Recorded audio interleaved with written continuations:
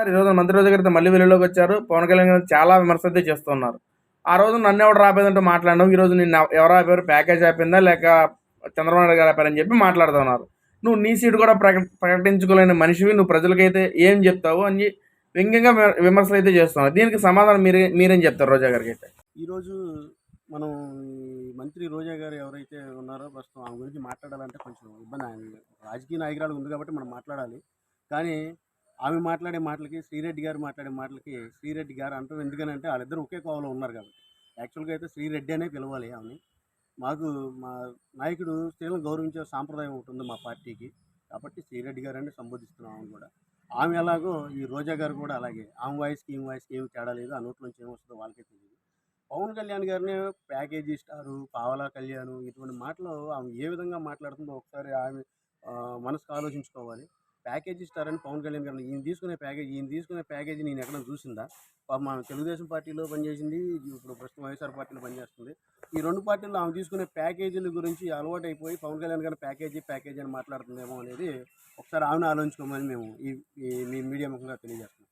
అట్లాగే ఈ ప్యాకేజీ విషయానికి వస్తే ఆమె పాపం ప్యాకేజీలు ఇప్పుడు కూడా తీసుకుంటుంది. ఆమె ప్యాకేజీ ఎలా తీసుకుంటుందంటే, మన కలియుగ దైవం వెంకటేశ్వర స్వామి దేవస్థానంకి కొంతమందిని దర్శనార్థం తీసుకెళ్ళడానికి ఆమె దర్శనం పేరుతో వాళ్ళందరినీ వీఐపీ దర్శనాలు తీసుకెళ్ళడం కోసం కొన్ని ప్యాకేజీల ద్వారా ఆమె ముందరికి వెళ్తుంది.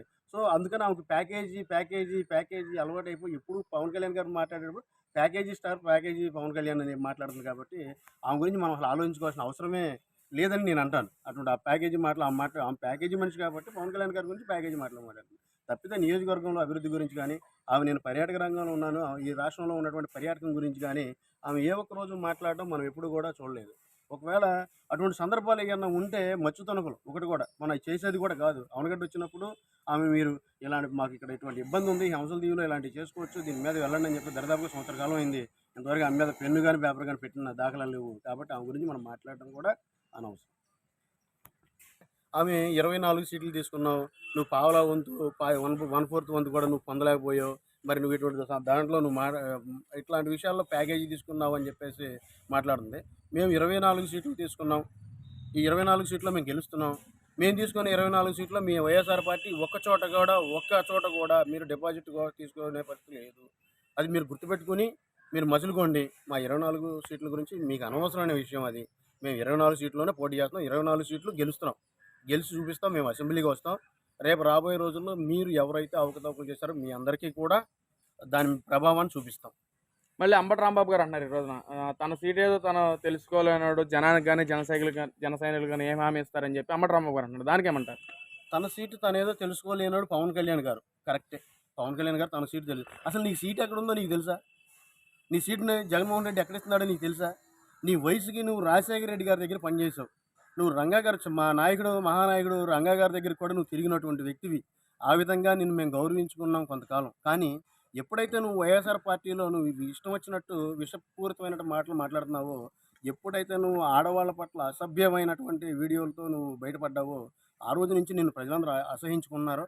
అలాగే నువ్వు పోటీ చేసినటువంటి ఆ సత్తెనపల్లి దగ్గర కానీ, లేదా అంతకుముందర పోటీ చేసిన రేపల్లో కానీ నువ్వు ఈసారి బతికే అవకాశమే నీకు లేదు. నిన్ను మళ్ళీ వేరే చోట ఎక్కడో వెయ్యాలి, పాపం నిన్ను తీసుకొచ్చి మళ్ళీ అవనగడ్డలు వేద్దామని చెప్పేసి మీ నాయకుడు కొంతకాలం ఊగాడు. ఇక్కడ వాళ్ళందరూ వ్యతిరేకించారు. మరి నీకు ఎక్కడికి వెళ్ళినా నీకు వ్యతిరేకతే. నీకు సీట్ లేదు. మీ తమ్ముడో ఎవరో ఉన్నారు, పాపం ఆయనకి ఏదో సీట్ ఇస్తున్నారంట, మళ్ళీ నిన్ను తప్పించేసి ఇప్పుడు అది నువ్వు అసలు ఫస్ట్ నీ సీట్ గురించి నువ్వు తీసుకో. పవన్ కళ్యాణ్ గారు ఆల్రెడీ భీమవరం అనేది డిక్లేర్ చేసుకున్నారు. రెండో సీటు పిఠాపురమా, లేకపోతే వేరే తిరుపతి, లేకపోతే ఇంకో చోట ఎక్కడైనా ఆయన నిర్ధారణ చేసుకున్నారు. ఒక సీటు ఆల్రెడీ ఆయన డిక్లేర్ చేసుకున్నారు. రెండో సీటు కావాలనుకునే విషయంలో కావాలా, నా నాయకులకు ఇవ్వాలా అన్న ఉద్దేశంతో ఆయన ఉన్నారు. కాబట్టి మీరు ఆ విషయంలో మీరు మాట్లాడాల్సిన అవసరం లేదు. ఆ నైతికత కూడా మీకు లేదని నేను ఈ సందర్భంగా తెలియజేస్తాను.